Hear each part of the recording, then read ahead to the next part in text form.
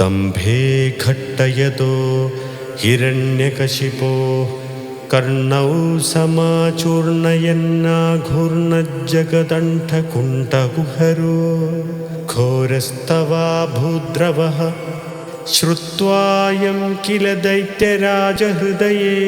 पूर्वं कदाप्यश्रुतं कम्बः कश्चन सम्बपात चलितोऽप्यं भोजभूर्विष्टरात्। दैत्ये दिक्षु विसृष्टचक्षुषि महासंरम्भिणि स्तम्भतः सम्पूतं न मृगात्मकं न मनुजाकारं वपुस्ते विभो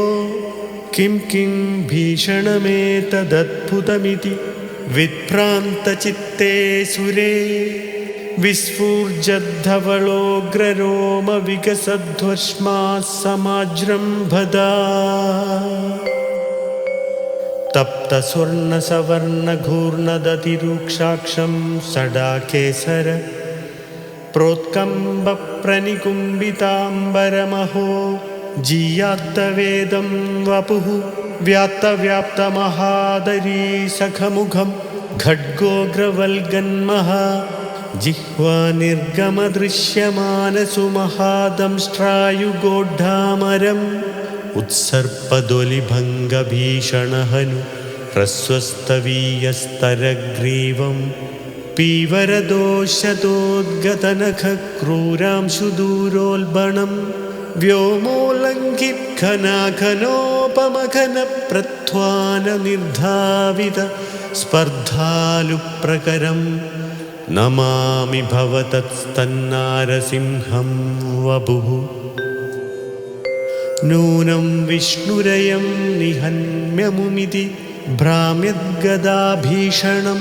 दैत्येन्द्रं समुपाद्रवन्दमद्धृतादोर्भ्यं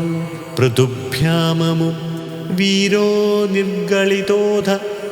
खड्गफलकौ गृह्णन् विचित्रश्रमान् व्यावृण्वन् पुनरापपाद भुवनग्रासोद्यतं त्वामहो भ्राम्यन्दं दितिजाधमं पुनरपि प्रोद्गृह्य दोर्भ्यां जवात् द्वारे धोरुयुगे निपात्य नखरान् व्युद्घाय वाक्षो भुवि निर्भिन्दन्नधिगर्भनिर्भरगलद्रक्ताम्बुबद्धोत्सवम् पायं पायमुदैरयो बहुजगत्संहारि सिंहारवान् त्यक्त्वा तं हतमाशु रक्तलहरी सिक्तोन्नमद्वर्ष्मणि प्रत्युत्पत्य समस्तदैत्यपटलीं चाखाद्यमाने त्वयि भ्राम्यद्भूमिविकम्पिताम्बुधिकुलं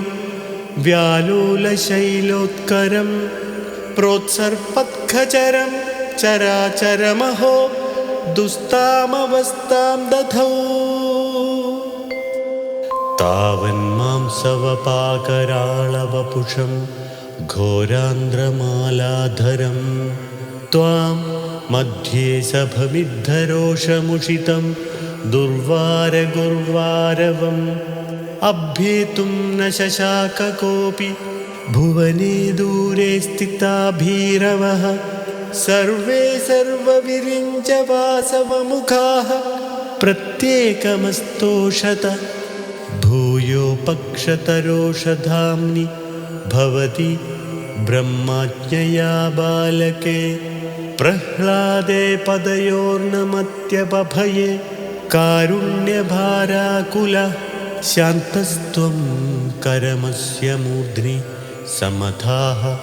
स्तोत्रैरधोद्गायत स्तस्या कामधियोऽपि ते निधवरं लोकाय चानुग्रहम् एवं नाडितरौद्रचेष्टितविभो श्रीतापनीयाभित श्रुत्यन्दस्फुटगीतसर्वमहिमन्नत्यन्तशुद्धा कृते तत्तादृङ्निखिलोत्तरं पुनरहो कस्त्वां परो लङ्घयेत् प्रह्लादप्रिय हे मरुत्पुरपते सर्वामयात् पाहि माम्।